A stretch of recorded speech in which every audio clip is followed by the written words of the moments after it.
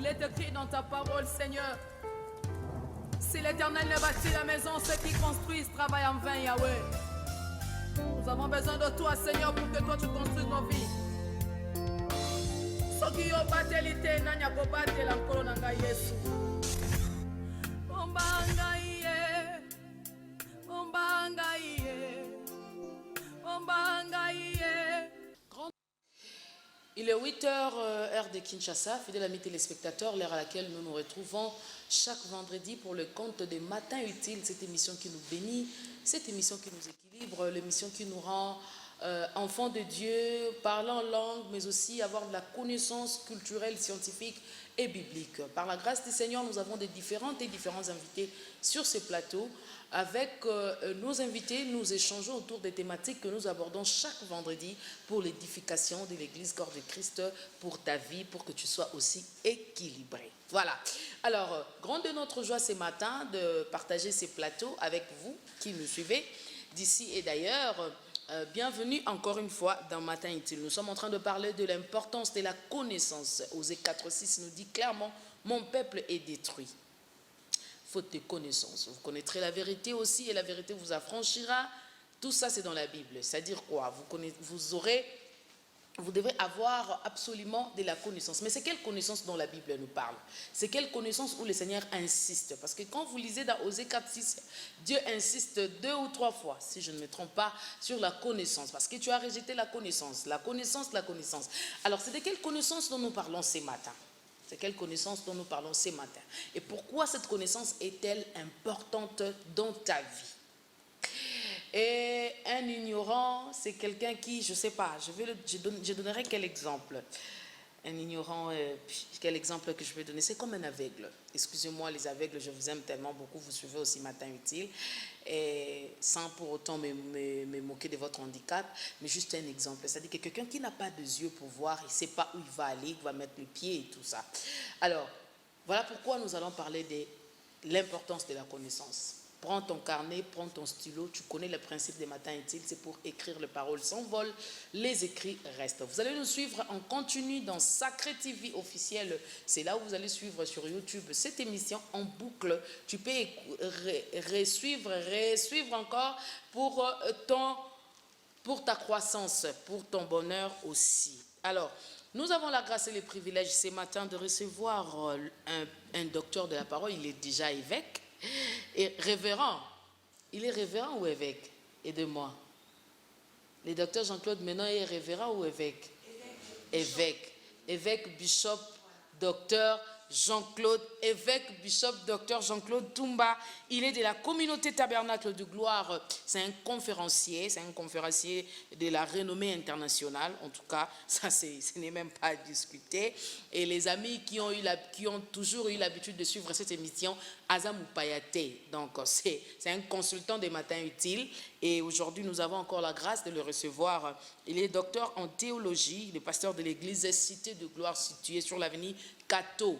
Ici, non loin de nous, ici, donc, tout celui qui habite Lingwala, vous habitez vers 24, vous habitez Bandal, aux environs, même Gombe, dès que vous arrivez vers le col Révérend Kim, avenue Kato, vous allez voir un panneau là, c'est lui, le docteur Bishop Révérend Jean-Claude, évêque Jean-Claude Toumba. Alors, avec lui, nous allons parler de ce thème qui est affiché au bas de l'écran. Docteur, vous allez bien? Bonjour, Mafrika. Oui, ça va, Dieu nous fait grâce. Merci. Dieu fait grâce. Oui. Comment ça se passe? Ça fait beaucoup de temps, on ne s'est pas vu. Bonne année, meilleurs vœux. Merci pareillement. Ça se passe comment, les ministères, le tout. Vous êtes professeur, conférencier, pasteur. Comment ça se passe tout ça? Nous rendons grâce à Dieu encore pour l'opportunité que nous avons encore de passer à cette émission. Et merci encore pour l'invitation. Et nous saluons aussi tous nos bien-aimés qui nous suivent de partout. Et bon, juste un mot pour dire que Dieu nous soutient. L'année a commencé. Gloire à Dieu. Une bonne année. Nous, comme la parole de Dieu le dit, le soir arrivent les pleurs, le matin l'allégresse. Pourquoi? Le Seigneur chaque matin renouvelle ses mots de la vie. Une année est considérée comme un jour. Et nous sommes au matin de l'année 22. Donc, Dieu a renouvelé ses bontés dans nos vies, ses opportunités. Et on combine tout par la grâce de Dieu, l'onction du Saint-Esprit. On fait le travail des pasteurs, le travail de l'enseignant. Bon, bref, Dieu nous soutient, tout va bien. Gloire au Seigneur. Docteur Jean-Claude, nous sommes en train de parler de l'importance de la connaissance. Étymologiquement et bibliquement, comment est-ce que vous pouvez définir la connaissance pour celui qui est en train de nous suivre? En fait, je préfère expliquer pour que les gens aient mieux le temps de comprendre ce qu'est la connaissance et l'importance de la connaissance.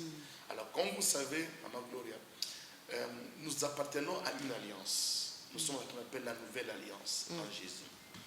Et Dieu, depuis le temps, a toujours travaillé avec son peuple sous plateforme des alliances. L'alliance, c'est un contrat. Je parle de l'alliance divine.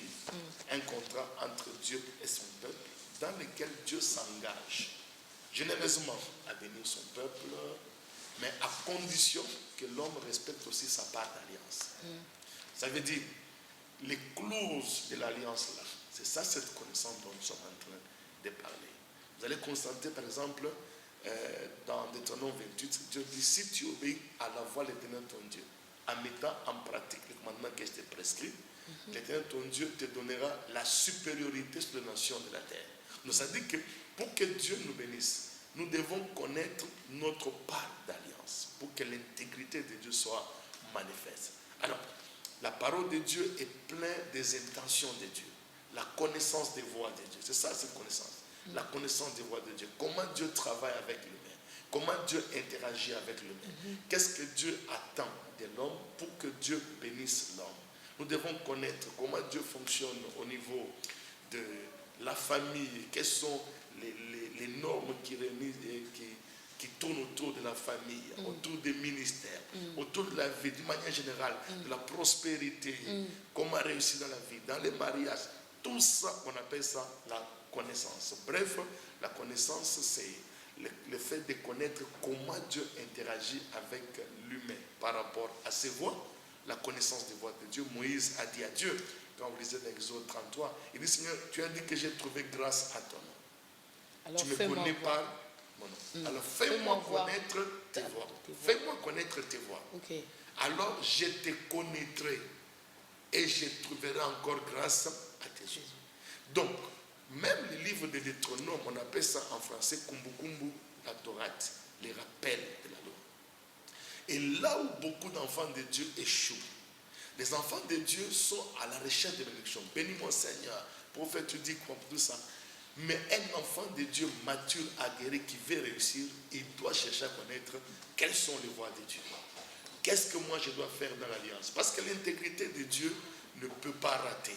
Ce que Dieu lui doit faire, Dieu ne ment pas.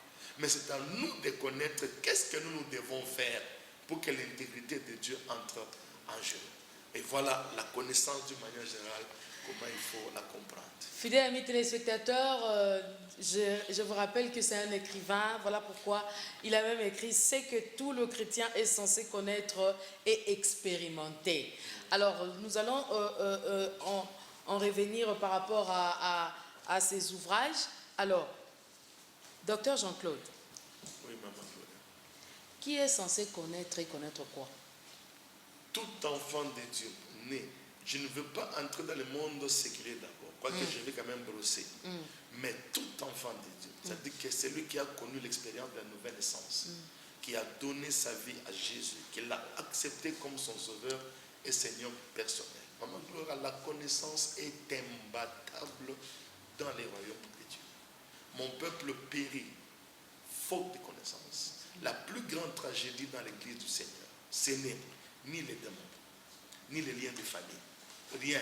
La plus grande tragédie dans les corps de Christ, c'est l'insuffisance de lumière, le manque de compréhension de la parole de Dieu. Tout nous a déjà été donné par la grâce de Dieu. Et Dieu a mis par écrit tout ce qui nous concerne. Alors, tant qu'on n'aura pas accès à cela, parce que la connaissance a 3 dimensions. Il y a la première dimension, c'est l'accumulation de faits. C'est-à-dire, je prends la parole de Dieu, je lis, par les maîtrises, nous avons déjà été guéris. Nous connaissons ça. Les gens ont déjà entendu ça, ils ont toujours bloqué. Bon, on a dit à l'église, j'ai déjà lu une fois, ça c'est la première dimension, l'accumulation de faits. Cette connaissance-là, c'est ce qui enfle. Quand quelqu'un connaît, non, je connais beaucoup, mais ça ne donne pas encore la vie. Deuxième dimension de la connaissance, c'est la lumière. La lumière, c'est-à-dire que maintenant, la révélation, la compréhension de ce que nous venons de lire là. Quand on dit, par les maîtrises, nous avons déjà été guéris. Vous voyez quoi? Vous comprenez quoi?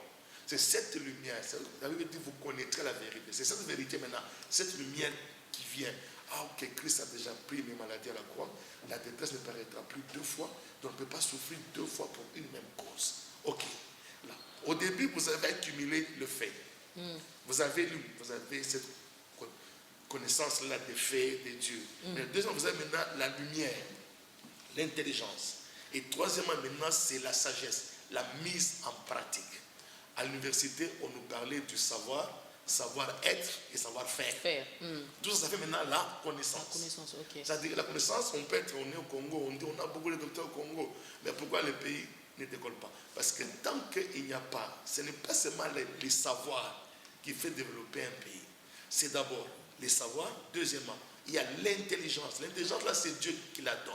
Okay. C'est un don de Dieu.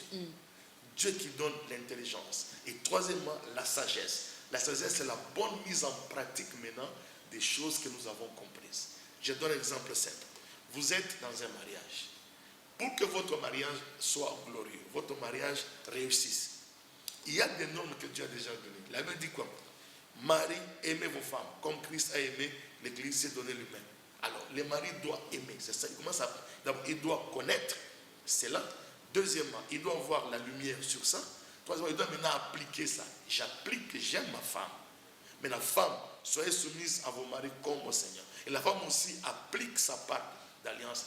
Là, il y a la gloire de Dieu dans les mariages. Donc, tout enfant de Dieu, né de nouveau, doit rechercher la connaissance. Et la connaissance doit être recherchée comme un trésor. Mais comment on peut les rechercher? C'est-à-dire, comment rechercher cette connaissance? Parce que quelqu'un qui est en train de nous suivre dira que moi, j'ai lu la Bible, mais en tout cas, je trouve que je suis toujours malade. Ah, mais c'est ça. Le problème, c'est ça. C'est ce que j'ai dit ici. Regardez ce que Dieu dit à Israël. Il dit à Josué de faire entrer Israël dans la terre promise, les pays qu'habitent les Cananéens, les Syriens, les Égyptiens, les Amoréens. Mais comme clé de victoire, il dit que ce livre de la loi ne s'éloigne pas de ta bouche. Tu les méditeras jour et nuit. Méditer, ça signifie quoi? C'est marmonner. Ça dit que je lis, je relis, je repense. Plus vous lisez, vous méditez, vous repensez, la lumière de Dieu arrive. En fait, Dieu vous éclaire. Psaume 43, 3. Il dit, envoie ta lumière et ta vérité qu'elle me conduise à ta montagne. Plus vous répétez sur une chose, vous réfléchissez sur ça. Mon berger, je ne manque de rien. Mon berger, je ne manque de rien. Mon berger, je ne manque de rien. Plus vous réfléchissez, maintenant la lumière de Dieu vient. Elle vous donne la lumière sur ce que vous venez de lire. On appelle ça la compréhension. Bon. Mais qu'est-ce qui fait maintenant barrière de cette connaissance, que ça soit vraiment attaché à ta vie et que ça soit visible, palpable? Effectivement, c'est parce que les enfants de Dieu ne méditent pas. Si vous posez une question même à un enfant de Dieu, c'est quoi la méditation? Beaucoup de gens ne savent pas méditer. Quelqu'un va se réveiller le matin, il lit un verset et puis il part. Il dit non, beaucoup de gens lisent la Bible pour soulager la conscience. Bon, j'ai quand même lu. Non, méditer, c'est se soumettre à une profonde réflexion. Maman, vous l'avez ce que j'ai dit là. La plus grande tragédie, ce n'est ni Satan. Satan a déjà été vaincu à la croix. Hébreux 2, 14. La Bible dit ceci. Puisque les enfants participent au sang et à la chair, Jésus y a participé. Afin que par sa mort, il anéantisse celui qui avait la puissance de la mort, c'est-à-dire le diable. Donc, Satan, Jésus l'a déjà vaincu pour nous. Deuxièmement, il n'y a donc maintenant aucune condamnation pour nous qui sommes en Jésus-Christ. Romains 8 et 2. C'est-à-dire que Christ a déjà vaincu. Ce qui nous reste maintenant, c'est de comprendre ce que Christ a déjà fait pour nous. Vous ne prenez pas ce que vous ne voyez pas. Tout nous a déjà été donné de la parole de Dieu. Les jours où moi j'ai cessé d'être malade, ça fait 17 ans que je ne tombe pas malade. 17 ans. Mais j'étais aussi maladif. Je tombais malade chaque année. Chaque année, je tombais malade. À un moment, j'ai dit non. Est-ce que la parole de Dieu est vraie ou faux? je me suis engagé dans la méditation, l'étude profonde. Beaucoup de gens, ils rejettent cette responsabilité chez les pasteurs, chez les prophètes. Oh non, prophète, qu'est-ce que Dieu dit? Ce que le prophète te dit là, ça ne changera pas ta vie. Ce qui change ta vie là, c'est ce que Dieu t'a dit dans sa parole. Okay. Tu dois les rechercher. J'ai commencé maintenant à fouiller pour comprendre qu'est-ce que Dieu dit concernant la guérison. J'ai lu et je tombe sur, dans la méditation, je tombe sur Matthieu 8, 16 à 17. Le soir, on apporta auprès de Jésus plusieurs démoniaques. Il chassa les démons par sa parole, il guérit tous les malades. Afin que s'accomplisse ce qui est annoncé par les prophètes. Il a pris nos infirmités, il s'est chargé de nos maladies. Et je rentre dans Naoum, la Bible dit que la détresse ne paraîtra plus deux fois. Donc, si Christ a déjà pris les maladies, voyez, la première chose c'est que j'ai lu. Deuxièmement, j'ai commencé à réfléchir. Qu'est-ce que Dieu dit, c'est là? Il a pris. Quand Dieu a déjà pris, qu'est-ce qui reste? Rien ne reste. Donc, pourquoi je souffre alors que Christ a déjà pris maladie? Ça, c'est maintenant la méditation. Et troisièmement, j'ai crié, non, je ne serai plus jamais malade. Parce que la confession fait partie aussi de la sagesse. C'est-à-dire que nous confessons maintenant nos droits d'alliance. Ce que nous disons dans notre bouche, c'est ce qui détermine ce que nous devenons demain. Alors, la confession doit être en accord avec ce qui vient dans notre cœur. C'est en croyant du cœur qu'on parvient à la justice. C'est en confessant de la bouche qu'on parvient au salut. Alors, je médite, je découvre que Christ a déjà pris ma maladie, il a pris mes infirmités. Alors, toute révélation amène la révolution. Je me suis dit, non, pourquoi je souffre? C'est comme quelqu'un qu'on a arrêté. On a mis en prison pour 5 ans. Après 5 ans, on vient te faire sortir. Et puis quelqu'un te dit, non, tu vas rentrer en prison. Non, quelqu'un connaît ça, va dire, non, je ne peux pas rentrer en prison. Pourquoi? Parce que j'ai déjà payé. Donc, docteur Jean-Claude, en vous entendre parler, ça dit que vous êtes contre tout ce qui se passe, chasser les démons, bengana molimo yaboye, bengana molimo freinage et tout ça. Et les thèmes que nous avons parfois, quand vous passez comme ça, vous voyez de banderole, on écrit, bon, les secrets des démons qui lient votre destinée. Non, je ne suis pas contre ça. Je ne suis pas contre ça parce que nous n'avons pas tous le même niveau dans la vie chrétienne. Ok. Mais l'objectif, c'est que tous nous devons arriver à la maturité. C'est ça le but. Moi, je suis un enseignant de la parole de Dieu. J'ai une mission de la part de Dieu. Quand Dieu m'a appelé dans le ministère, par une voix audible, Dieu m'a dit, ce n'est pas la compréhension de ma parole que mon peuple entrera dans son héritage. Donc c'est ça mon travail à moi. C'est d'amener les chrétiens à comprendre la parole de Dieu, à devenir matures, indépendants. Vous-même, vous pouvez être là chez vous. Vous sentez que vous avez un problème de finances. Moi, j'avais aussi un problème de finances. Je n'arrivais même pas à acheter une tablette. C'était compliqué. J'ai déjà passé. Je me suis enfermé, pas pour aller prier d'abord. J'ai pris ma Bible et mon carnet et j'ai pris le livre d'un homme de Dieu qui parlait sur les principes de la prospérité financière. J'ai lu 3 fois ces livres. J'ai lu la parole de Dieu. J'ai compris que la pauvreté est une malédiction de la loi. Et Christ a déjà pris cette malédiction. Pourquoi dois-je continuer à souffrir alors que Christ a déjà pris ma place? Galates 3, 13 à 14. Christ nous a racheté de la malédiction de la loi. C'est écrit, maudit soit quiconque est pendu au bois, afin que la bénédiction d'Abraham et sur les païens, sur l'accomplissement en Jésus-Christ. Alors, après avoir médité, la malédiction, bon, la pauvreté a 4 caractéristiques. Okay. La faim, la soif, la nudité et manquer de tout. Alors, quand vous lisez, par exemple, maintenant dans Deutéronome 28, là on parle des malédictions, à partir du verset 46. Pour n'avoir pas servi l'Éternel ton Dieu au milieu de l'abondance, tu les serviras au milieu de la faim, de la soif, la nudité et de la disette. Donc, la pauvreté est une malédiction de la loi. Or, la Bible nous dit ceci, Christ nous a racheté de la malédiction de la loi.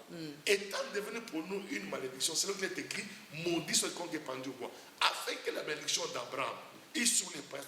Donc, dès ce moment-là, j'ai refusé la pauvreté. J'ai dit non, je ne peux pas être pauvre. Pourquoi? Parce que Christ a déjà pris ma pauvreté. Bon, quand quelqu'un monte à la montagne, oh non, je vais aller chasser l'esprit de quoi? Pauvreté. C'est la lumière qui chasse les ténèbres. Nous montons à la montagne pour aller chercher Dieu, pour aller chercher, grandir dans l'onction.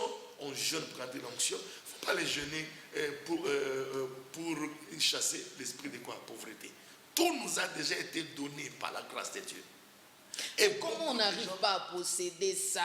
Oui, mais effectivement, c'est ce pas- manque-là. C'est ce manque-là de travail assidu. Ok. Beaucoup de chrétiens veulent du tic au tac. Non, il n'y a pas de tic dans la vie chrétienne. Il faut passer par un processus. Ok. Il faut travailler dur. Commencer. D'abord, un chrétien normal ne peut pas quitter la maison sans savoir méditer. Vous méditez. Vous avez la lumière, une parole qui vous guide la journée. Amen. Vous entrez en prière. Maintenant, vous priez par rapport à cela. Maman, vous savez, quand quelqu'un est dans son église, il suit son pasteur, il écrit les enseignements, il rentre à la maison, il relit les enseignements, il prie en fonction de cela. On n'a besoin ni de prophètes, on n'a besoin ni d'être de quoi chasser les démons. Parce que la parole quelqu'un de va Dieu s'encourager avec des chroniques 20-20 pour dire que confiez-vous à l'Éternel, vous serez affermis et à ses serviteurs vous réussirez. Voilà pourquoi on s'accroche au pasteur. Allô Daddy, allô Daddy, allô Daddy. Vous ne recevez pas ces genres d'appels où on dérange à tout moment Daddy? C'est ce que j'ai dit. C'est le niveau des fidèles qui est différent. Il y a ceux qui sont des bébés, ceux qui sont en train de grandir, tout ça. Mais l'objectif, c'est que tous qu'on atteigne la maturité. Au fait, les gens ont tellement mystifié la vie chrétienne.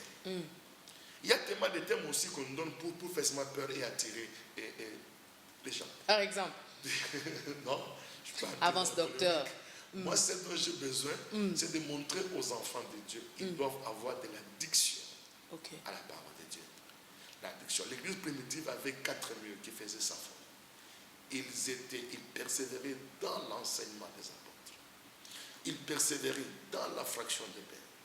Ils persévéraient dans la communion fraternelle. Ils persévéraient dans les prières.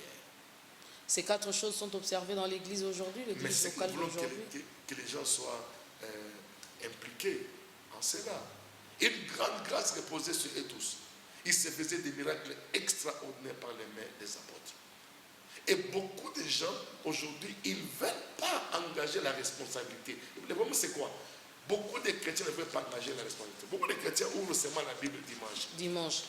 Il y a Même le cahier de l'enseignement en question, si vous suivez. Alors, mais dis-moi, vous voulez quoi? Même quand vous allez dans une université ici, comment quelqu'un qui peut aller dans une école, il est en premier, deuxième, troisième, quatrième, et puis il finit, même moi son pasteur, si je te dis viens je vais t'opérer, il va refuser. Pourquoi? Parce qu'on n'a pas étudié. Mais quelqu'un qui est allé à l'école, il a étudié pendant 6 ans, il a appris la médecine, et quelqu'un lui fait confiance, comprenez? Parce que est-ce que la personne n'a pas été assidue? Il est assidu, il a lu ses notes, il a fait des recherches, et c'est ce qui manque aussi chez les chrétiens. On trouve que la vie chrétienne c'est une vie à part, il faut la faire différemment. Non, c'est la même manière qu'on fait des recherches dans le monde séculier. On doit faire des recherches de pas spirituelles pour avancer dans la vie. Docteur Jean-Claude, la connaissance est fondée sur quoi? La connaissance est fondée sur la parole de Dieu. Il y a maintenant des hommes de Dieu qui ont eu de l'intelligence, qui ont mis par écrit certains ouvrages. C'est-à-dire que ça, par rapport à la lumière que Dieu m'a donnée, je prends la parole de Dieu, je l'interprète selon la lumière que Dieu m'a donnée. Alors, tout enfant de Dieu qui aime Dieu, qui veut connaître, il va aller dans les librairies, acheter des livres, avoir sa Bible, étudier la parole de Dieu, méditer, lire les livres. Donc la connaissance est fondée sur la parole de Dieu. Il faut la lire. Il y a des hommes qui ont mis ça par écrit. Allez lire. Paul dit à Timothée ceci. Jusqu'à ce que je vienne, c'est 1 Timothée 4, 13. Jusqu'à ce que je vienne, applique-toi à la lecture, à l'enseignement, à l'exhortation. Ne néglige pas les dons qui sont en toi, les charismes, l'apostolat que Dieu t'a donné, les jours où les anciens ont posé les mains sur toi. Occupe-toi de ces choses. Donne-toi tout entier à elle. C'est alors que tout le monde verra que tu es en train de progresser. Donne-toi tout entier à la lecture, à l'enseignement, à l'exhortation, la parole de Dieu, effectivement. Voilà, docteur Jean-Claude, nous sommes en train de continuer. Je viens de lire dans les livres ici, vous avez fait mention de l'importance de l'alliance. Qu'est-ce que l'alliance vient faire avec, quel rapport y a-t-il entre l'alliance et la connaissance de la parole de Dieu? Effectivement, C'est ce que je dis. L'alliance est un contrat entre Dieu et l'homme dans lequel Dieu s'engage à bénir l'homme à conduire que l'homme connaisse sa part d'alliance. L'intégrité de Dieu ne peut pas échouer. Dieu est fidèle. Il est derrière ses paroles pour les accomplir. S'il y a un problème, c'est au niveau de l'homme. L'homme doit chercher à connaître sa part. Je vous donne une illustration. Vous voulez vous marier. Vous voulez entrer dans un mariage.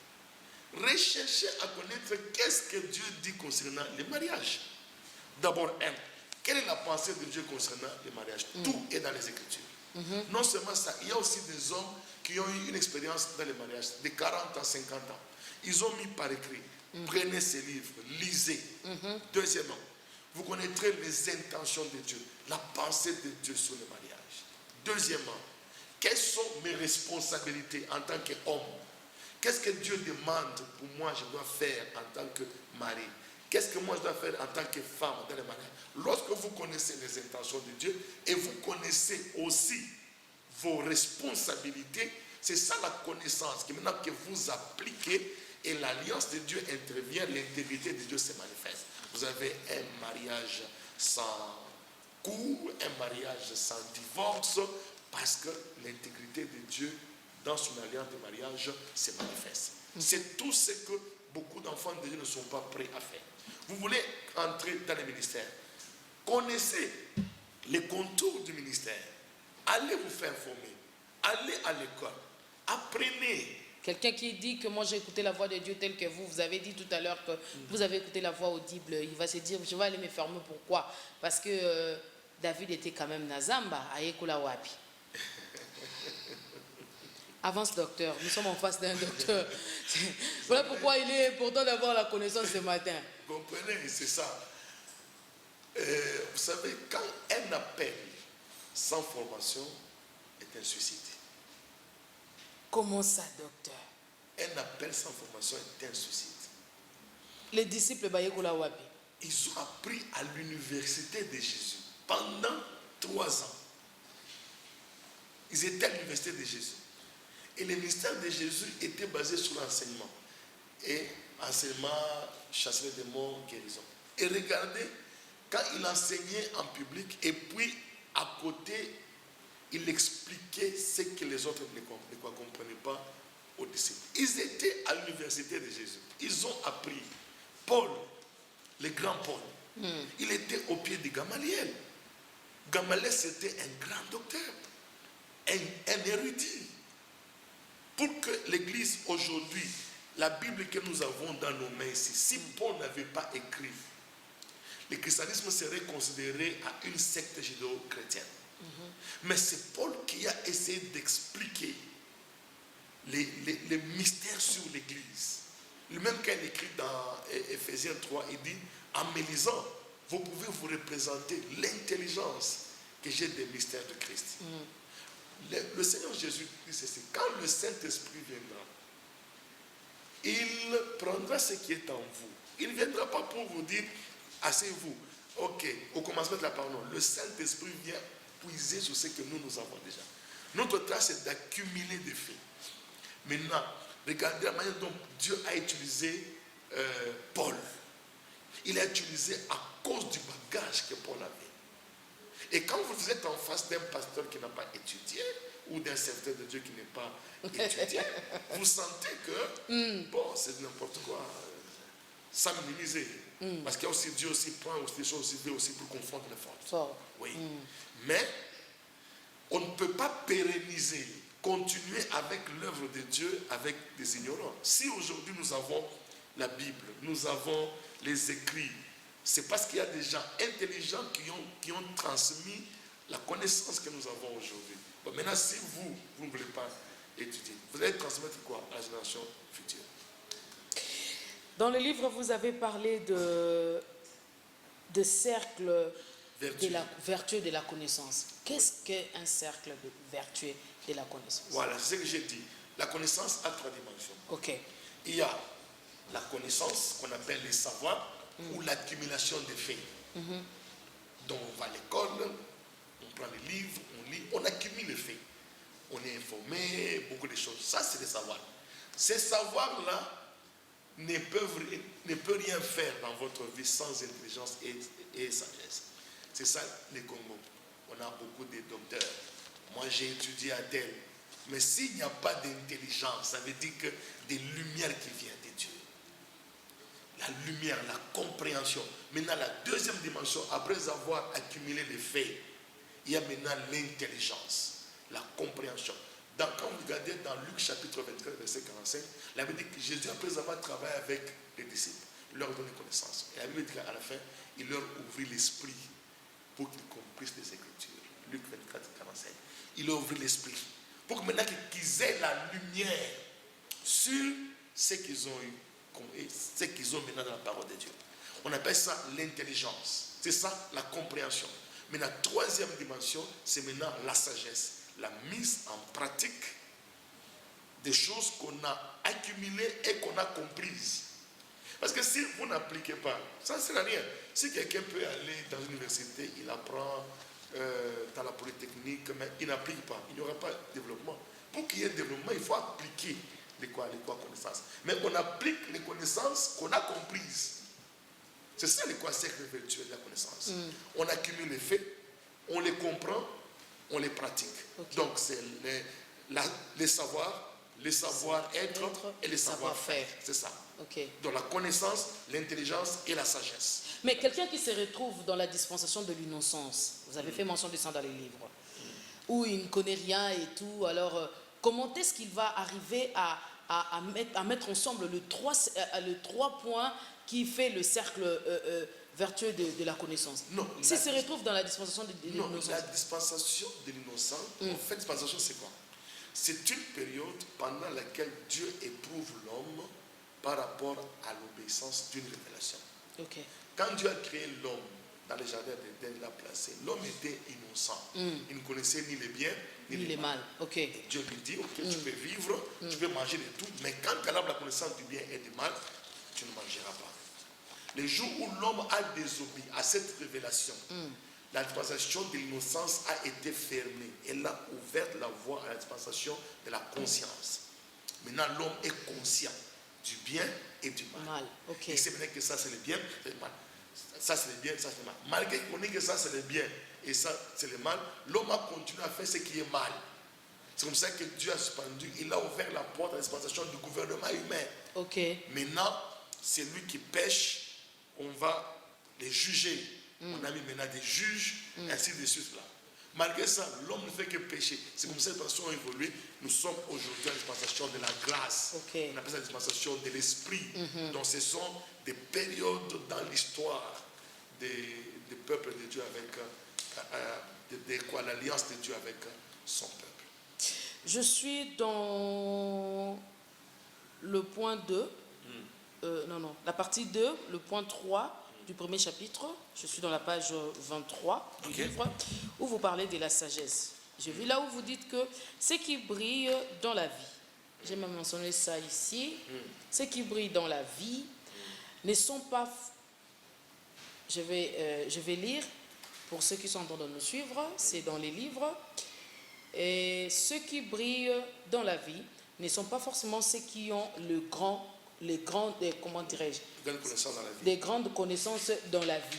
Mais ceux qui ont suffisamment de lumière sur les connaissances qu'ils ont et mettent en pratique. Mais c'est ce que j'ai dit effectivement. C'est-à-dire que ceux qui brillent, c'est-à-dire que si vous pouvez briller, vous trouvez un homme de Dieu en train de briller dans les ministères. Ce n'est pas seulement parce qu'il est parti dans une université théologique, il a brillé. Non, ce n'est pas ça qui fait briller. Ce qui fait briller, non seulement il a accumulé le fait, deuxièmement, il a compris le fait. Il a la lumière sur le fait. Et maintenant, là, il met en pratique. Vous savez, toute la vie chrétienne, Dieu ne demande qu'à son peuple de mettre en pratique ses paroles. Mais vous ne pouvez pas mettre en pratique une parole que vous n'avez pas comprise, que vous n'avez pas accumulée. Vous devez d'abord l'accumuler. C'est comme, par exemple, je vous donne un exemple très simple. 17 ans, je ne suis pas tombé malade. Pourquoi? Parce que j'ai accumulé un fait.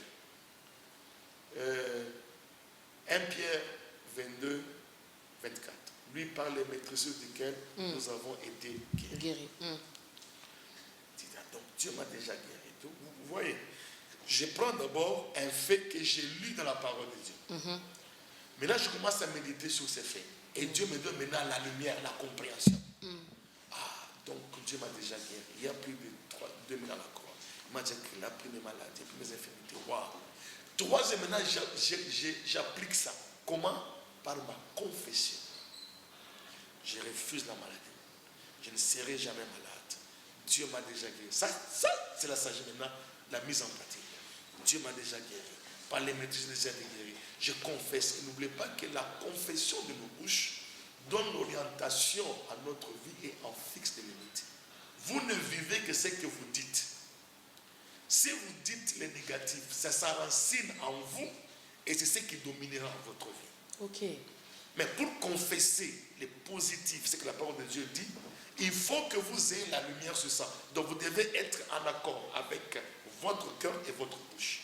C'est en croyant du cœur qu'on parvient à la justice, c'est en confessant la bouche qu'on parvient au salut par ma gloire. Je reviens à ce point. C'est là où beaucoup de chrétiens sont esclaves utiles. Ne soyez pas esclaves des prophètes.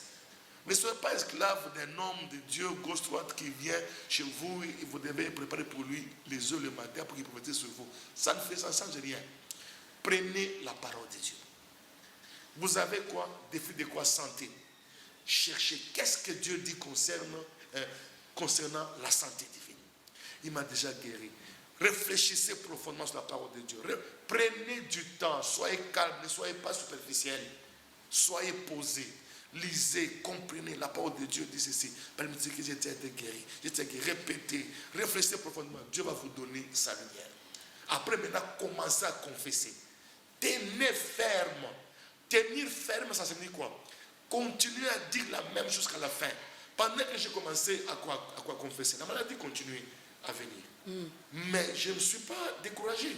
Mais docteur Jean-Claude, le tas de la vie de la personne qui confesse la parole de Dieu doit être quel état? Parce que même psaume que nous, les enfants de Dieu, nous utilisons pour des prières, mais c'est le même psaume que si vous allez chez les gens du ténèbre, utilisent le même psaume avec des résultats. Maintenant, comment vous pouvez expliquer cette confusion? Bon, c'est pour tout le monde. La parole de Dieu doit être confessée par tout le monde, ou il y a un état où doit se trouver la vie de quelqu'un pour que la parole de Dieu ait de l'impact. Je reviens un peu sur un fait important. Les enfants de Dieu doivent apprendre à demeurer dans leurs églises. Vous avez votre pasteur que Dieu vous a donné. Votre pasteur a un enseignement qu'il vous donne, selon l'appel que Dieu lui a donné. Vous n'avez pas besoin de courir la campagne comme de qui? Ésaü. On prophétise ici, vous courez. On fait ceci, ici, vous allez là-bas. Ils sont en train, vous allez attraper la sorcellerie spirituelle. Restez. Ça existe aussi, la sorcellerie spirituelle. Cette expression. Restez dans vos églises. Apprenez ce qu'on vous dit. Ce que votre pasteur vous enseigne. Rentrez à la maison. Lisez ça. Réalisez ça. Méditez sur ça. Il n'y a rien qui change la vie d'un homme comme la parole de Dieu. La parole de Dieu est un marteau qui brise les rocs. Amen. Elle change les cœurs de pierre en cœur de chair. Amen. Vous allez méditer, vous lisez, vous allez comprendre que votre passé ne se trouve même pas pour rien. Même pas pour rien. Il passe des nuits à chercher Dieu, à lire la parole de Dieu. Les gens aiment qu'on leur dise Dieu va faire. Mais les gens n'aiment pas qu'on leur dise voici ce qu'il faut faire pour que cela s'accomplisse. Mais c'est dans les voici ce qu'on doit faire là, c'est là où pose mais tout le problème. C'est là où les gens, eux, ne veulent pas ça. Ils trouvent que c'est trop malili. Et ils veulent là où c'est chaud. Chaud. Oui, papa. Avec le YouTube, docteur Jean-Claude, permettez-moi de vous interrompre un tout petit peu avec beaucoup de respect. Docteur Jean-Claude, avec le YouTube, on regarde à gauche, on regarde vraiment. Pourquoi notre pasteur n'a même pas cette onction-là? Pourquoi notre pasteur ne donne pas les détails sur les avenues? Pourquoi notre pasteur ne peut même pas prouver vraiment? Docteur Jean-Claude, toujours non, la connaissance, la compréhension de la parole. Mais pourquoi Daddy, vraiment, il ne peut même pas aller dans les terrains là où il faut quand même voir. J'étais passé, quand je suis passé derrière moi, c'était resté. Je suis Docteur Jean-Claude, quand même, avec diversité à la grâce au Anna. Et c'est ça que les chrétiens sont instables. Effectivement. En fait, ce qui s'est passé, Dans l'église que nous dirigeons, par exemple, je prends notre cas, nous avons des prophètes qui sont ordonnés, prophètes ordonnés. On a des pasteurs ordonnés, on a des évangélistes ordonnés, on a des docteurs ordonnés. Et moi, je suis convaincu que l'église atteindra sa maturité les jours où les 5 mystères de la parole vont se manifester dans l'église. Amen. C'est-à-dire que les grâces sont complémentaires. Je peux venir, j'enseigne. Les docteurs de l'église aussi viennent enseigner. L'évangéliste vient, il fait la démonstration de la puissance de Dieu. Les prophètes de l'église viennent, ils prophétisent. Et c'est ça, ça bâtit. Je rentre un peu sur les YouTube. YouTube. Vous savez, dans les réseaux sociaux, nous avons tout.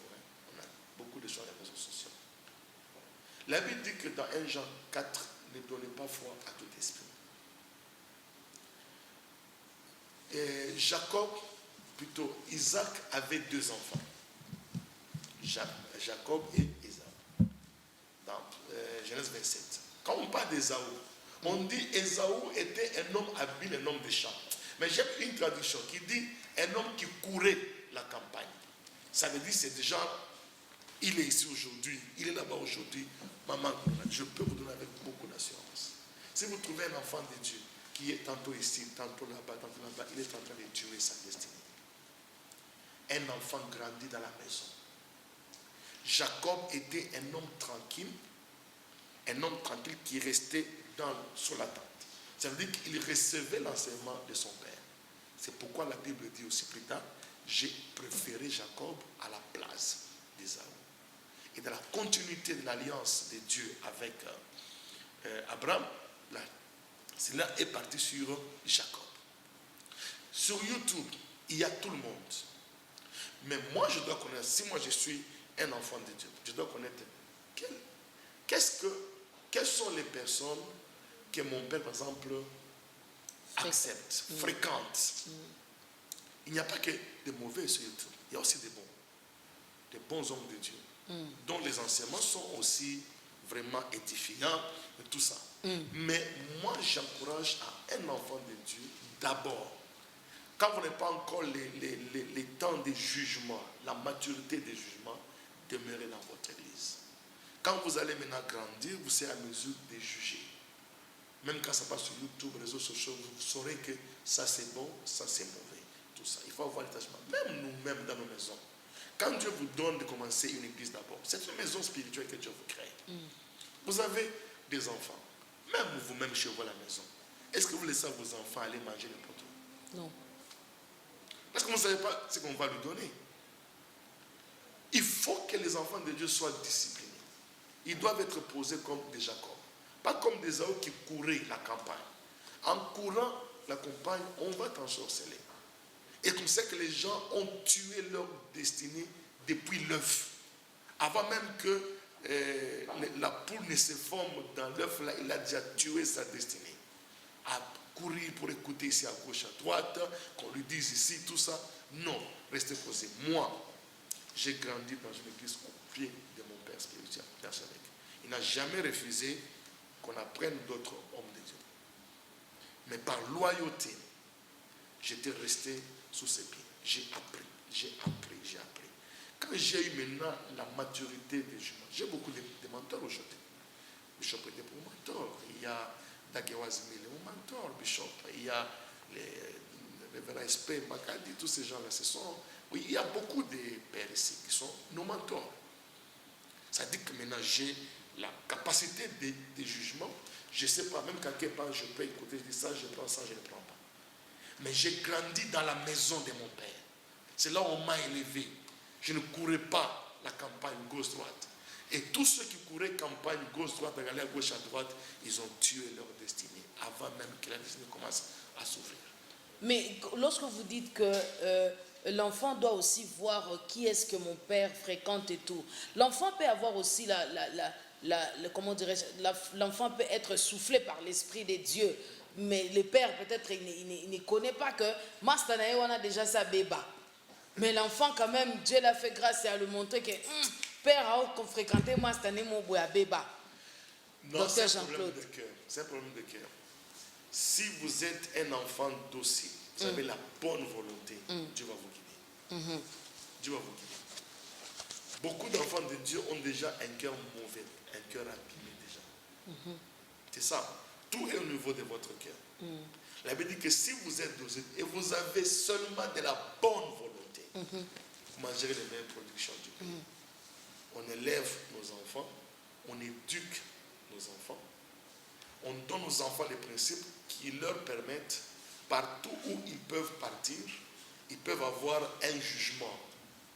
Que non, ça je peux faire, je peux faire. On a des enfants aujourd'hui qui regardent beaucoup de dessins animés. Dans beaucoup de dessins animés, il y a déjà les apprentis sorciers, les sorciers gentils. Depuis quand un sorcier est gentil. Comprenez? Sorcier gentil. Mais quand on élève les enfants avec les quoi principes, on ne peut pas être derrière eux toujours avec la qualité commande. Mais quand l'enfant comprend, connaît qu'est-ce que papa veut, papa m'amène où, dès qu'il est lui-même devant la télévision, il peut savoir que ça, papa n'aime pas. Il change, il met l'autre dessin animé. Ça, papa n'aime pas, ça, maman n'aime pas, il change. Spirituellement, c'est la même chose. On doit savoir les enfants qui connaissent les principes, ce que papa attend. Parce que les soucis, comme Hébreux 13, 17 dit, obéissez à vos conducteurs. Une version parole vivante, je crois, dit que soumettez-vous à leur autorité. Parce que les soucis de vos âmes et leur préoccupation constante. C'est-à-dire que c'est une préoccupation constante. Mais quand vous croisez quelqu'un, monsieur qui vient, non, je suis prophète, tout ça, je vois Bitumeza, Katia Famille, tout ça. Dans un monde, on a une étoile. On voit que les étoiles, très souvent. Les soucis de ces messieurs-là, ce n'est pas que ton âme puisse prospérer. Il a besoin d'une enveloppe. Tu vas lui donner une enveloppe. Docteur Jean-Claude, au côté de mes prophète, docteur. Parce que nous avons pas au côté wana, côté enveloppe, côté wana, Dieu vous a déjà béni. Mais laissez quand même ce prophète-là bénéficier de la grâce qu'il a. Attention, moi je suis prophète. Excuse, je suis prophète. Je suis prophète. Moi je fonctionne dans tous les charismes possibles. Je suis dans la délivrance, je suis dans la parole de connaissance, je suis dans tout. Mais Kinshasa c'est baby. Moké baby. Il y a les 10 heures de bonnes aventures. Il y a n'importe qui. On ne peut pas laisser les enfants n'importe comment. Il y a des gens qui passent comme ça, les fréquents, maman, pardon, hein, une minute là. Pardon, hein, non, mon étoile m'a cassé, tout ça. Et les gens restent comme ça là. Et regardez, la divination, c'est quoi? La divination, c'est le fait de dire ce qui est vrai, mais sous inspiration démoniaque. Okay. Ça pour but de détruire votre communion avec Dieu, d'amener en vous l'estime de soi, et ça vous amène dans l'orgueil qui précède votre chef. C'est pourquoi la Bible dit dans Nombre 23, l'enchantement et la divination ne peuvent rien contre Jacob. Ce sont des armes que Satan a utilisées de tous les temps. L'enchantement, la sorcellerie et la divination, des heures de bonnes aventures. Ce sont les armes que Satan a utilisées depuis tous les temps. Alors, il est notre responsabilité de protéger les enfants de Dieu de partout où ils peuvent. Il est de la responsabilité des hommes de Dieu de protéger les enfants de Dieu. Voilà pourquoi nous sommes en train de parler de ce thème. Je vais rappeler rapidement aux téléspectateurs que le docteur Jean-Claude a écrit ce livre intitulé « C'est que tous les chrétiens est censé connaître et expérimenter ». Connaître et expérimenter. Ça veut dire qu'il ne s'est pas arrêté seulement à savoir, mais à être aussi et à faire. Voilà. Alors ça c'est tome 2. Hein? Tome 2. Tome 1 en groupe Ezali. Donc volume 1 volume 2. Volume 1 volume 2 Ezali. Je vais rapidement lire le sommaire de ces livres. Il y a le chapitre 1, c'est l'initiation à la connaissance de la parole de Dieu, l'initiation à la vie de prière, ça j'aime. Initiation à la vie par la foi, initiation à la direction divine, wow. Initiation à la vie zélée, initiation à la crainte de Dieu, initiation à la consécration, initiation à la communion, initiation à la violence spirituelle, initiation à la sagesse divine, initiation au travail, initiation à l'amour ainsi que la conclusion. Docteur Jacques-Claude, initiation. Tout le monde a voté l'option dans l'initiation est comme magique. Il y a déjà, quand vous parlez lumière. Par exemple, on dit la lumière. Oh non, c'est une question de lumière ici. La lumière veut dire seulement la compréhension. Ok. C'est tout. L'initiation, c'est introduire quelqu'un. Ok. Nous vous introduisons à la connaissance de la parole de Dieu. Nous vous introduisons à comment vivre la vie par la foi. Ok. En fait, c'est un livre qui parle sur les disciples là. Ok. Comment devenir comme Christ. Ok. Alors on vous initie à la vie par la foi, à la vie sérieux. Aujourd'hui, il y a des enseignements qui ne viennent même pas dans nos églises. Hein. Dans le tome 1 là, de ce livre-là, vous avez constaté que dans le tome 1, nous sommes en train de parler des doctrines fondamentales de la vie chrétienne. Renoncement aux œuvres mortes, wow. la foi en Dieu, baptême, imposition de main, résurrection de mort. Je ne sais pas s'il y a encore... Mais docteur Jean-Claude, des livres comme ça n'existe presque vraiment plus. On est toujours dans les livres mariage et tout ça. Livres... Docteur, on est beaucoup plus sur le terrain de la vie physique plutôt que de choses spirituelles ou encore de ce qui amène au salut. C'est parce que les gens fuient la doctrine. Ils ne veulent pas apprendre. Maintenant, si vous ne voulez pas apprendre, comment il y aura une continuité dans le corps de Christ? Nos pères nous ont transmis des connaissances. Ils sont en train de partir. Si nous laissons ce qu'on appelle doctrine, on est seulement sur d'autres choses. Comment il y aura continuité dans l'Église? C'est le problème. Alors, il faut qu'il y ait ça. Il y a 5 livres que j'ai déjà produits, doctrinaux, mais j'ai écrit pratiquement 33 livres. Wow. Alors, il y a les livres qui vont commencer à sortir cette année. Par exemple, maintenant qu'on prend le ministère des Actions de grâce, par exemple. Ok. Les mandataires et son mandat. Ok. La guérison et la santé divine. La prospérité, c'est que les gens aiment là. On va aussi donner. Mais on ne peut pas aller loin sans poser la base. On ne peut pas aller loin sans poser la base. En tout cas, fidèles amis téléspectateurs, vous allez faire un tour dans la librairie chrétienne, là où se trouve l'ouvrage Nyon, surtout il y a Dr Jean-Claude Toumba. C'est sur l'avenue Cato numéro combien? 12. Numéro 12. Avenue Cato numéro 12, librairie chrétienne et Zawana. En tout cas, faites un tour. Vraiment, procurez-vous de ces livres. C'est important parce que mon peuple meurt, mon peuple périt, faute de la connaissance. Docteur Jean-Claude, vous avez parlé de merveilles de la connaissance. Quelles sont les merveilles de la connaissance que nous pouvons connaître ces matins pour donner du goût à quelqu'un, pour acheter les livres, pour se cultiver davantage dans le monde chrétien? Alors, dans les merveilles de la connaissance, quand quelqu'un connaît, c'est-à-dire que dans les 3 dimensions, connaissance, intelligence et sagesse, parmi les merveilles qu'il y a premièrement la maturité chrétienne. Okay. On n'est pas ballotté à tout vent de doctrine. Ils ne viennent pas pour vous dire non, ça, non, vous êtes fondé. Deuxièmement, vous commencez à produire des fruits pour le compte du royaume de Dieu. Vous êtes en mesure de gagner les âmes, de faire ce que Dieu veut, Amen. Ce qui plaît au Seigneur. Amen. Gagner les âmes, édifier les autres. Même votre vie commence à être bénie. Amen. Sur le plan matériel, la prospérité. Parce que vous connaissez maintenant ce qu'il faut faire pour devenir prospère. Vous mettez en pratique les mariages stables. Donc, mais c'est ça les merveilles de la connaissance. Lorsqu'on connaît Satan, la connaissance augmente notre autorité. Je me souviens d'un homme de Dieu qui avait fait une campagne quelque part. Il est allé dormir dans une chambre d'hôtel. Alors c'était une chambre hantée où il y avait des esprits qui se manifestaient. On a fait entrer cet homme de Dieu là. Alors, et il dort le premier jour, il pose cette question, mais vous avez bien dormi, l'homme de Dieu? Oui, oui. Ah. Et puis, le troisième jour, là, bam, il entend un bruit, bam. Il se saute là, un monsieur avec les cornes. Qui es-tu? Oh, je suis Satan. Je venais pour te tuer. Et si je savais que c'était toi, je n'allais même pas me réveiller. Il s'est tourné là. Ça n'est que la connaissance qui augmente cette autorité. Wow. Quand vous avez la connaissance, nous avons fait aussi, nous étions partis en mission avec les amis à Lumbashi. On était dans une maison hantée. Nous sommes entrés premier jour, on a dormi, nos mamans, on a dormi, deuxième jour, troisième jour. Après, les sentiers nous ont posé des choses. Vous avez bien dormi? Notre maison est hantée, les démons apparaissent, il y a une femme blanche qui... Avec la connaissance, on a l'autorité. On sait parler aux démons. On n'a pas le temps de combattre avec les démons. Les démons, il y a 3 choses que je vous donne concernant les démons. Ne lui donnez pas accès. Résistez-le. Chassez-les.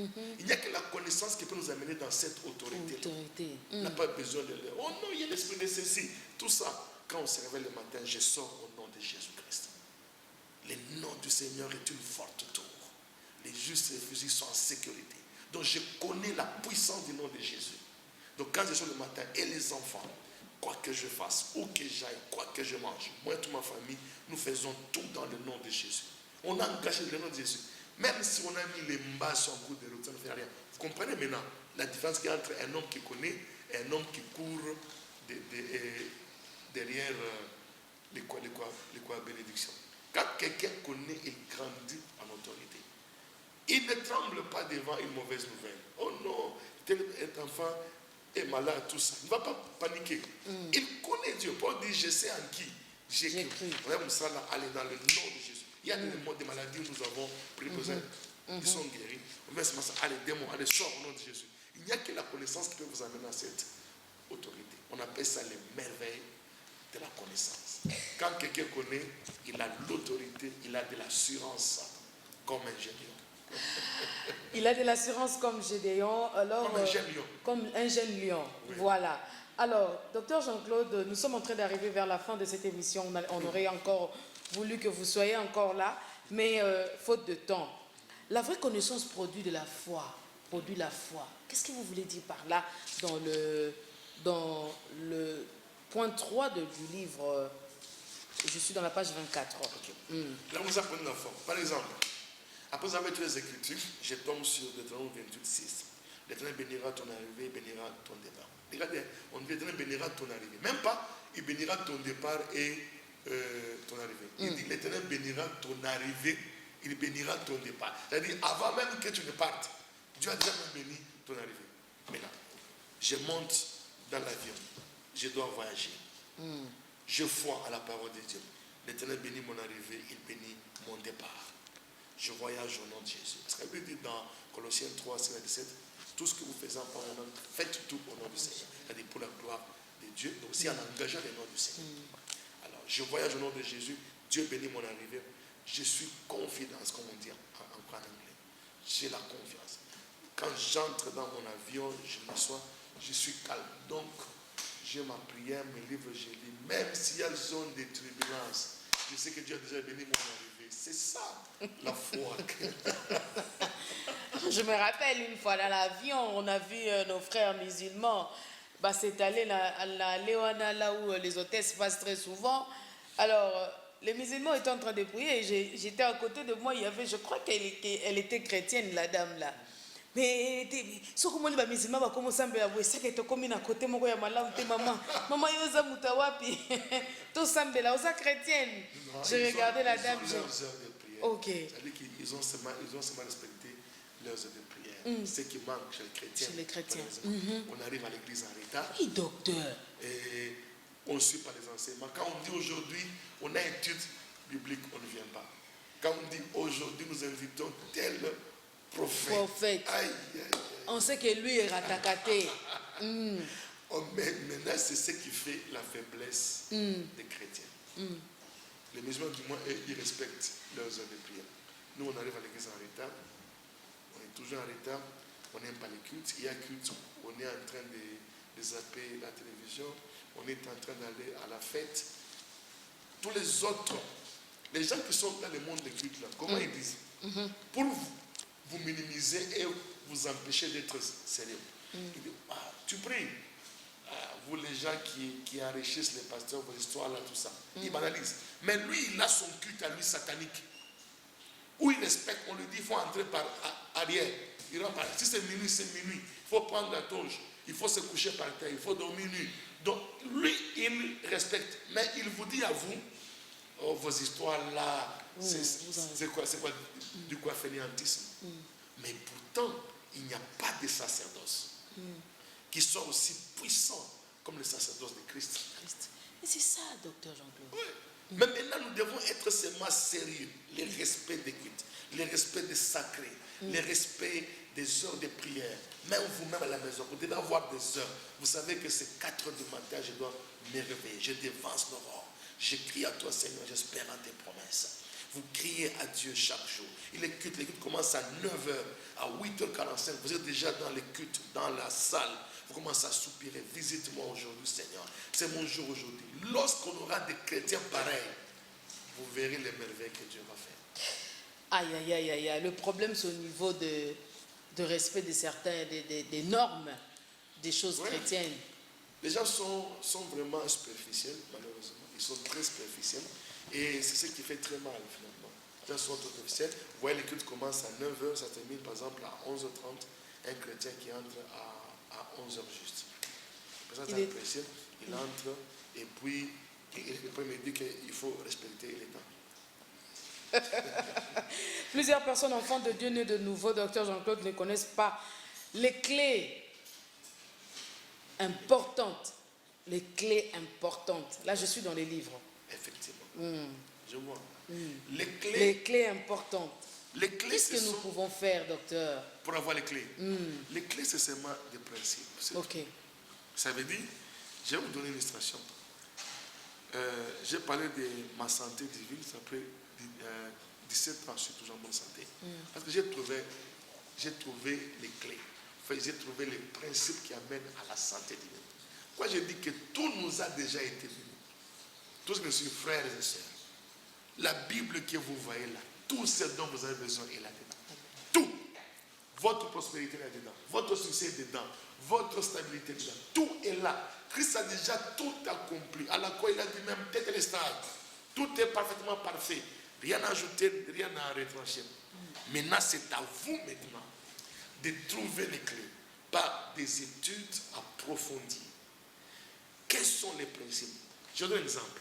Vous sentez que dans votre ménage, ça ne va pas. Maman et papa, discussion tous les jours. Vous vous battez, ça ne marche pas. Tout ça. Au lieu d'aller chercher quelqu'un qui vient prophétiser sur vous, prenez la parole de Dieu. Qu'est-ce que Dieu dit concernant les mariages? C'est cette responsabilité que nous avons refusée. Vous commencez à lire. Je ne comprends pas. Dans la librairie du docteur Jean-Claude, il y a tous les livres sur les mariages. Les hommes de Dieu expérimentés ont écrit. Il y a les livres de Bishop Dag, il y a tous les grands hommes de Dieu qui sont là. Les livres sont là. Vous allez. Est-ce que je peux avoir un livre sur les mariages? On vous dit ça. Ça coûte combien? Mon fils, Proverbe 4:7. En anglais, on dit wisdom is the principal thing. La sagesse est la chose principale. C'est pourquoi acquis la sagesse. Et avec tout ce que tu possèdes, acquis la compréhension. Dépensez de l'argent. Achetez les livres sur le mariage. Prenez, commencez à lire. Disponiez-vous. Chapitre 1, les mariages selon Dieu. Vous lisez à la lumière de la parole de Dieu. Dès que vous comprenez, c'est cette lumière-là, c'est ces principes-là qu'on appelle maintenant les clés que vous avez trouvées pour un mariage heureux. Quand vous commencez maintenant à les appliquer, aucune personne ne peut entrer dans une maison fermée sans clé. Et beaucoup de chrétiens se battent avec des portes. Qu'est-ce qui ne va pas? Ouvre-toi, ça c'est déjà multiplié.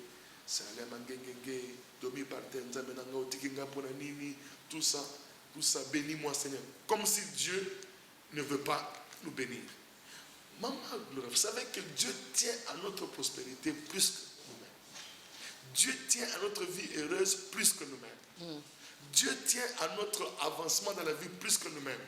Mais c'est à nous de savoir maintenant comment il faut faire. Je ne vais pas même entrer en profondeur. Maman Gloire, vous-même là, vous avez eu des enfants comment? Vous étiez venu me voir, non? Est-ce que nous avons... Vous avez demandé d'aller jeûner. Docteur Jean-Claude Olobi, c'est aïe, aïe, aïe. Hein? Bah, tu vas comprendre. Ah, source mais bon, c'est une bonne chose quand même. Vous pouvez témoigner quand même. Comment vous avez eu des enfants? Est-ce que je vous ai demandé l'argent? Rien du tout. Est-ce que je vous ai dit d'aller à Manguégué? J'ai même pas vu, vous m'avez même pas appliqué l'huile. Vous m'avez même pas donné quoi. Vous m'avez seulement regardé à genoux, vous, maman. On va prier. Vous voyez, en fait, lorsque vous découvrez les principes, la transpiration s'arrête dans la vie. Et ce sont les principes qui sont des clés qui nous permettent d'entrer facilement. J'ai cherché comment l'église va grandir. Je suis entré en prière. J'ai J'ai lu les livres des hommes de Dieu, j'ai fait des recherches, j'ai prié, j'ai prié. Et quand j'ai découvert la clé, j'ai dit, waouh, j'ai découvert. Dès que j'ai commencé à ouvrir, et que ça a commencé à grandir, 3 mois après, et 6 mois après, on était déjà multiplié par 3. Donc, on commence à avancer. J'ai trouvé les clés. Comment c'est qu'il faut faire? C'est pourquoi j'ai vu les gens à l'école biblique. Attends, Jean-Claude, vous êtes là maintenant, je demande à quelqu'un qui est en train de me suivre, écoutez, il y a des mentors qu'il faut absolument avoir dans la vie, comme les personnes de Dr Jean-Claude Toumba. Hein? Tu es en train de souffrir à gauche et à droite, on te propose, on devient pédé. Comment tu vas devenir pédé, toi tu es pasteur? Vraiment? Comment tu peux devenir pédé? Pour finir où? En enfer? Excusez-moi en tout cas, ne me tuez pas s'il vous plaît. Hein? Comment tu peux devenir pédé? Il y a tout dans la parole de Dieu. Soutenons l'œuvre de Dieu, on se retrouve tout de suite après. Amen. Amen. Amen. Amen.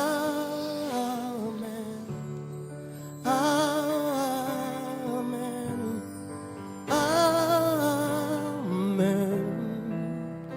Amen. Amen. Alléluia. Amen. Mois de mars, mois de la moisson à l'église Centre Chrétien Restauration, située au numéro 4 de l'avenue Ndanou, de commune délimitée, résidentielle derrière la deuxième porte, derrière la clôture de la deuxième porte de Fikine. Prière puissante, c'est chaque samedi de 6h à 8h. Et célébration prophétique, c'est chaque dimanche de 8h à 10h à l'église Centre Chrétien La Restauration. Mois de mars, mois de la moisson à l'église Centre Chrétien Restauration. Allez-y participer à ces programmes de prière puissantes de 6h à 8h chaque samedi. C'est-à-dire que l'obi déjà Zalawana pour la gloire de Dieu. Il y a conférence Ezer, première édition. Première édition conférence Césaire, thème comme pour thème équipé pour l'envol. Équipé pour l'envol, c'est le thème de la conférence qui aura lieu ici à Kinshasa le 5 mars 2022 à l'hôtel Rotana. Droit d'entrée c'est $20, y compris les livres, l'impact de rencontre sur le chemin de la destinée. Voilà, donc si vous payez $20 à la conférence, au lieu d'attendre ma puta couturier, ma puta mois de la femme, redéfinissons un peu le mois de la femme, comme j'ai dit toujours, c'est-à-dire équipé pour l'envol. Femme, tu veux envoler, tu veux aller loin, il y a des équipements que tu dois avoir par cette conférence animée par la servante de Dieu, Mireille Mokeni, ainsi que d'autres invités. C'est parti, One Gospel Press. Voilà, vous êtes en train de voir une image là. À côté là-bas au coin, il y a aussi Mama Africa qui est là au coin. Il y a Maman Angèle Paka, il y a Nathalie Atatama, il y a Dorcas Kapinga, Tonton Jaco, Rémi Kalonji, Espérant, Kassongo et Bradley. Alors, ces 8 personnes constituent l'équipe de One Gospel Press. Très bientôt, comme vous avez vu là, très bientôt, il y a quelque chose qui se prépare dans la presse chrétienne. En tout cas, désormais, on se tient comme un seul homme pour accompagner l'évangélisation, justement parce que nous voulons avoir une bonne compréhension de la parole de Dieu, afin que l'importance de la connaissance est à la makasi navi nabiso. Alors, One Gospel Press, très bientôt, vous allez suivre tout au long de nos émissions et bakoleka on a plateau nabiso pour donner plus de détails par rapport à ce que vous avez observé à la télévision. Merci beaucoup, ça n'est fini pour aujourd'hui. Yves Belengue, est-ce qu'on peut retourner? Merci beaucoup, Gerla. Amen. Amen. Amen. Amen. Amen.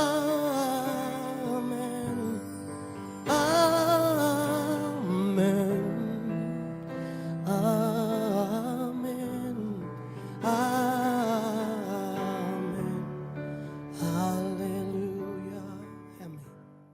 Avant que nous puissions conclure l'émission, c'est dans les livres, je suis dans la page 38 du livre « C'est que le chrétien doit... C'est que tout chrétien est censé connaître et expérimenter. Quelques clés importantes pour une méditation fructueuse. Une méditation qui va te payer, une méditation qui va t'aider. Je vais lire. Prendre un rendez-vous à une heure fixe, chaque jour avec Dieu. C'est-à-dire que hôtel na ba heure na yo ndenge bande ko na biso ba musulman ba salaka 12 heures soke beti atoye ko somba biloko 1 million akokanga magasin. Chers chrétiens, des choses que tu es censé connaître et expérimenter. Voilà. Prendre rendez-vous à une heure fixe chaque jour avec Dieu. Lire lentement et attentivement la parole de Dieu. Un livre, un chapitre. Ne pas lire un passage très long si cela n'est pas nécessaire. Lorsqu'un verset vous captive, arrêtez-vous et réfléchissez-y fort profondément en vous posant certaines questions. Quel est le sens des mots que je lis? Qu'est-ce que Dieu veut me dire? Cher Saint-Esprit, aide-moi à comprendre ta parole. Cherchez à contextualiser cette parole aujourd'hui dans la vie actuelle. Chaque jour, demandez-vous quel verset me frappe le plus. Pour ma prière, y a-t-il quelque chose que Dieu me montre? Dois-je me repentir? À quel croire et obéir? À quel moment? Pour laquelle je remercierai et louerai, à qui, comment dirais-je, à lui demander. Donc, c'est décider à appliquer cette parole ou révélation reçue. Beaucoup d'enfants de Dieu qui ont connu une forte croissance spirituelle se sont lancés, s'ouvrent dans les études thématiques de la parole de Dieu pour eux-mêmes. Par exemple, la puissance du sang de Jésus, la puissance de la prière. Donc, personnellement, le docteur Jean-Claude a eu à faire une étude sur le tabernacle de 5 heures du matin jusqu'à 18 heures non-stop. Pas étonnant que tout notre ministère ne tourne qu'autour de ce concept tabernacle. Ça n'est fini pour le premier chapitre. Docteur Jean-Claude, votre commentaire est conclu. Quelle manière? En tout cas, il n'y a rien à commenter, si ce n'est que vous avez lu, vous avez expliqué tout ce qui est là-dedans. Je crois que vous êtes la première lectrice qui a mieux encore expliqué encore. C'est ça, donc ça dit tout. Nous encourageons au peuple de Dieu de se procurer les livres. Il y a tout est fait de manière à ce que les gens connaissent et ce qu'ils sont censés connaître et expérimenter. La méditation, cela va les aider effectivement à devenir meilleurs dans la vie. Il faut sortir chaque matin bombé. Chaque matin, il faut sortir avec suffisamment de lumière pour affronter le monde. Le monde dans lequel nous sommes, c'est un monde de défis. Et il y a des gens que nous rencontrons, ils appartiennent à beaucoup de loges à gauche à droite, mais nous sommes dans les véritables. Amen. Et nous encourageons aussi le peuple de Dieu à s'engager, à prendre l'inscription pour l'école. Ok. C'est comment procéder, papa? Alors, nous avons l'école de leadership chrétien. Nous sommes à notre 7e promotion, mais 2e promotion avec les brevets canadiens. Parce que nous sommes enregistrés depuis l'année écoulée. Nous sommes enregistrés dans les programmes du Canada. Donc, ça sera la 2e promotion pour avoir les brevets canadiens. L'école de leadership chrétien. Nous avons 4 modules. Le premier module, c'est les fondements pour une vie chrétienne vertueuse et efficace, qui prend pratiquement une semaine. Le deuxième module, c'est ce que tout chrétien est censé expérimenter, tome 1, qui prend pratiquement 2 semaines, et puis une pause. Le troisième module, c'est ce que tout chrétien est censé expérimenter, tome 2, c'est ça, qui prend pratiquement aussi 2 semaines, avec pause après. Et puis, il y a le dernier module qui est l'école de la compréhension.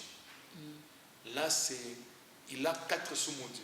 Il y a les cours fondamentaux, il y a les cours de développement personnel, il y a les cours ministériels, il y a les cours de gestion ministérielle pour l'excellence dans les ministères.